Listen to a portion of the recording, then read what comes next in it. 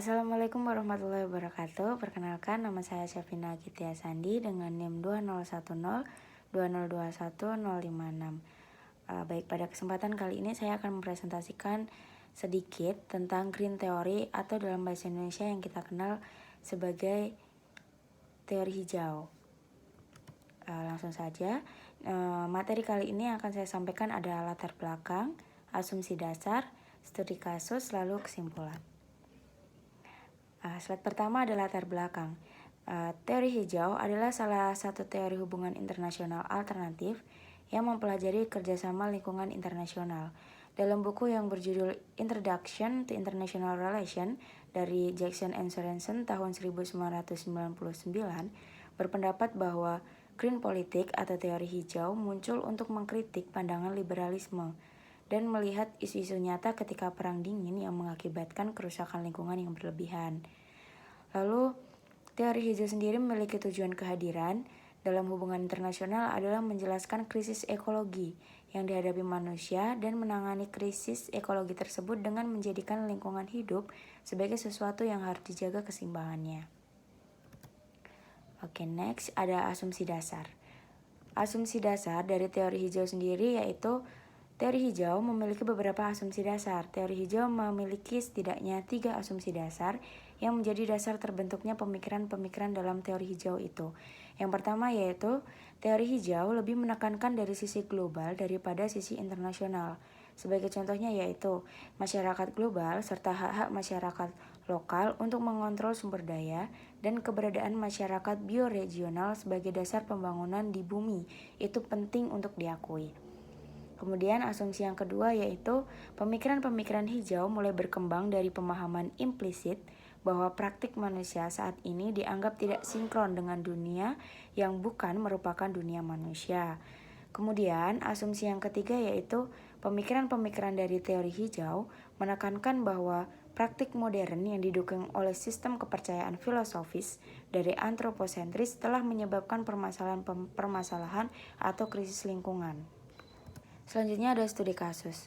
Pada tahun 2021, kenaikan suhu udara di Indonesia dinilai sudah membuat iklim di Indonesia tidak karuan alias berantakan, di mana kenaikan suhu udara juga bisa mengakibatkan cuaca ekstrem dengan intensitas yang semakin meningkat, durasi yang semakin panjang, dan frekuensinya semakin sering.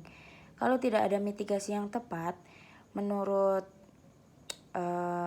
BMKG pada tahun 2100, kenaikan suhu udara di Indonesia akan mencapai 3 derajat Celcius. Belakangan kita juga sering merasa lebih panas dibandingkan dulu tanpa menyadari bahwa itu adalah akibat dari pemanasan global atau global warming. Lalu sejak tahun 2009, petani di Indonesia sudah kesulitan mengandalkan ramalan cuaca lantaran rutinnya anomali masa tanam. Ujung-ujungnya gagal panen menjadi fenomena yang sering terjadi di hampir seluruh wilayah Indonesia.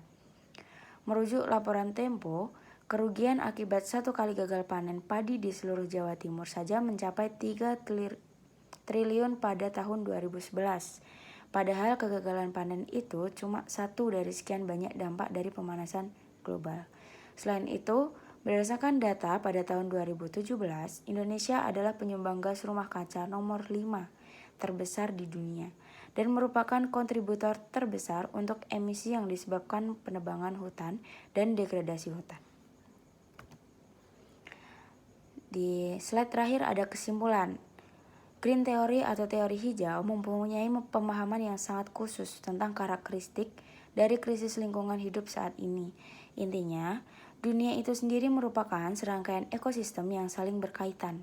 Maka tidaklah mungkin untuk membuat suatu pembagian yang nyata antara manusia dan makhluk hidup lainnya. Green theory atau teori hijau memberikan cara pandang holistik yang memfokuskan pada eratnya hubungan antara kehidupan manusia dan ekonomi global dalam teori kontemporer. Nah, problem solving atau solusi permasalahan dari global warming sendiri yang dapat kita terapkan ya di masa sekarang yaitu sudah saatnya kita mengurangi pembakaran bahan bakar fosil.